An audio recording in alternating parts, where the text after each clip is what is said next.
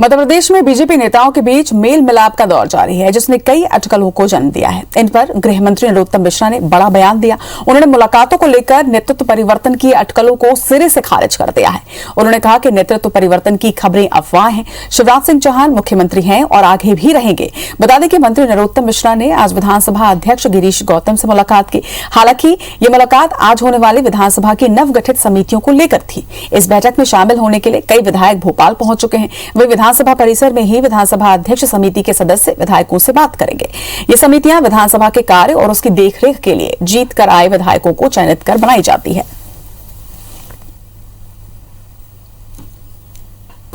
Bharatiya Janata party पूरी तरह से शिवराज सिंह जी और बीडी शर्मा जी के नेतृत्व में एक है, संगठित है। माननीय शिवराज सिंह जी मुख्यमंत्री थे, माननीय शिवराज सिंह जी मुख्यमंत्री हैं, माननीय शिवराज सिंह जी मुख्यमंत्री रहेंगे। इसलिए इस तरह की अटकलें कम से कम व्हाट्सएप, फेसबुक इसको आधार न बनाए समाचार का, ऐसा कुछ भी नहीं है। और इस खबर पर ज्यादा जानकारी के लिए हमारे साथ हमारे सहयोगी नवीन सिंह जुड़ रहे हैं। नवीन, लगातार मुलाकातों का दौर जारी था और उस पर सियासी चर्चाएं भी हो रही थी, लेकिन आज नरोत्तम मिश्रा के इस बयान ने इन सारे ही अटकलों पर विराम लगा दिया है। देखिए, पिछले कुछ दिनों से लगातार मध्य प्रदेश की सत्ता के नेतृत्व परिवर्तन को लेकर खबरें चल रही थी। ये खबरें सोशल मीडिया से लेकर तमाम लोगों के जहन में थी। सियासी गलियारों में इस खबरों को लेकर चर्चा हो रही थी। ना सिर्फ कांग्रेस में बल्कि बीजेपी के भी अंदर खाने में तमाम जो नेता हैं वो भी इसको लेकर चर्चा कर रहे थे कि मध्य प्रदेश के सत्ता का आखिरकार भविष्य क्या होगा, क्या नेतृत्व परिवर्तन होगा। जिस तरीके से मुलाकातों का सिलसिला तेजी से आगे बढ़ा, ये सब एक साथ कड़ियाँ जुड़ती गई और आज जब ये खबर अपने चरम पर पहुँच चुकी थी, तब इसका खंडन गृह मंत्री नरोत्तम मिश्रा ने कर दिया है। नरोत्तम मिश्रा ने साफ कर दिया है कि मध्य प्रदेश के मुख्यमंत्री शिवराज सिंह चौहान ही रहेंगे।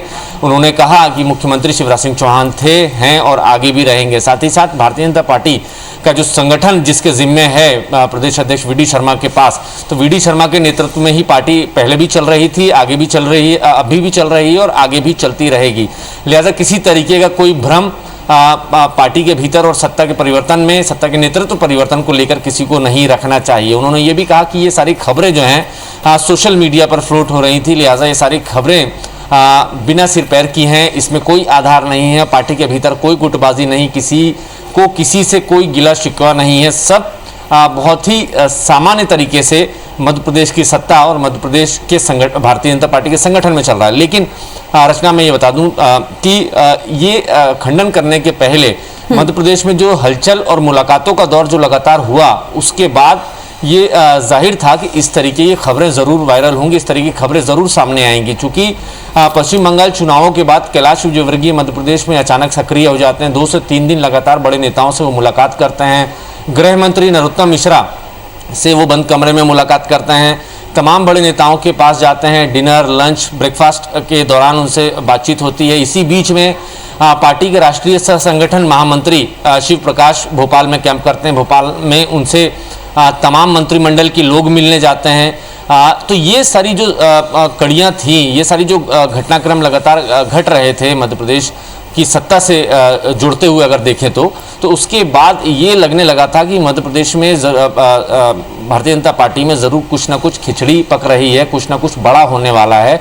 हालांकि इसके पहले तमाम जो बड़े नेता थे, इन मुलाकातों के बाद वो ये कहते रहे कि ये सौजन्य मुलाकात है, सामान्य मुलाकात है। बड़े लंबे अरसे बाद अपने नेताओं से मिलने, एक दूसरे से मेल मिलाप हो रहा है, तो इसमें किसी तरीके का कोई न्यूज़ खोजने की ज़रूरत किसी को नहीं है।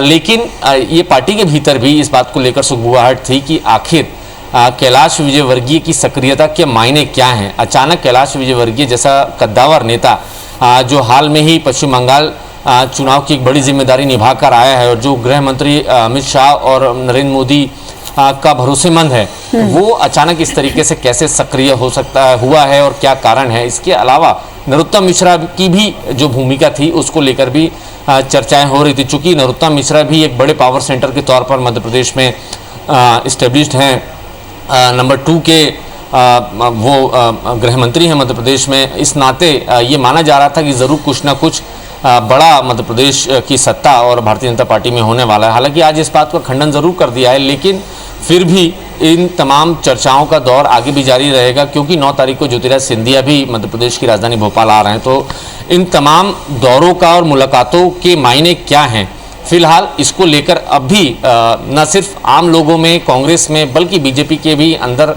तमाम बड़े नेताओं में कशमकश जारी है।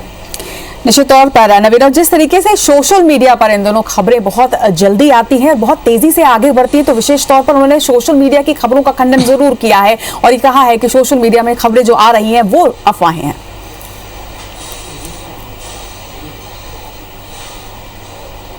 जी बिल्कुल, उन्होंने यही इसी बात का हवाला दिया कि ये खबरें जो है किसी अधिकृत व्यक्ति ने या मध्य प्रदेश के शासन से या भारतीय जनता पार्टी के संगठन की तरफ से कोई अधिकृत बयान इस तरीके का नहीं आया है। ये सारी खबरें जो हैं ना ही इलेक्ट्रॉनिक मीडिया ना ही प्रिंट मीडिया में इस तरीके की खबरें कुछ अधिकृत रूप से छपी हैं। तो ये सीधे तौर पर ये खबरें जो हैं सोशल मीडिया पर फ्लोट हो रही हैं और सोशल मीडिया का कोई माई बाप नहीं है, कोई भी इस तरह की खबरें जारी कर सकता है। लिहाजा इस पर बहुत ज़्यादा सीरियस होने की, गंभीर होने की ज़रूरत ना प्रशासन को है, ना प्रबंधन, ना भारतीय जनता पार्टी को है, ना ही सरकार के में शामिल तमाम लोगों को। ये संकेत उन्होंने दिया है कि फिलहाल ऑल इज वेल है। मध्य प्रदेश की सियासत में बीजेपी के भीतर किसी तरीके की कोई खींचतान नहीं है। जो बड़े नेता हैं उनके बीच भी कोई मनमुटाव नहीं है। ये ज़रूर है कि मध्य प्रदेश में संगठन, भारतीय जनता पार्टी के संगठन में कुछ फेरबदल या कुछ नया होने वाला है, उसको लेकर ज्योतिरादित्य सिंधिया 9 तारीख को भोपाल पहुंच रहे हैं। तो माना जा रहा है कि मुख्यमंत्री शिवराज सिंह चौहान से उनकी मुलाकात होनी है, वी.डी. शर्मा से उनकी मुलाकात होनी है। उसके बाद बीजेपी संगठन का कुछ विस्तार हो सकता है, जो चीज़ें पेंडिंग थी उस पर फैसला हो सकता है। लेकिन ये तो तय है कि जब तक ज्योतिरादित्य सिंधिया और इन बड़े नेताओं के मूवमेंट मध्य प्रदेश में होते रहेंगे, तब तक इस तरीके की खबरें बार बार सामने आती रहेंगी। तमाम बातचीत के लिए आपका बहुत बहुत शुक्रिया नवीन।